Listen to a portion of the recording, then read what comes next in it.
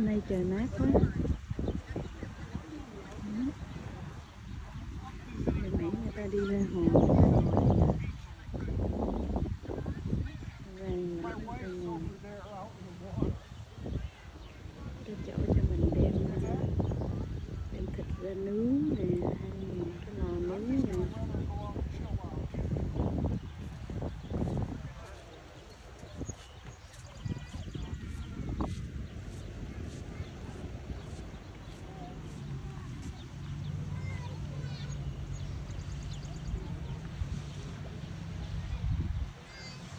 Những người họ đi câu cá nè.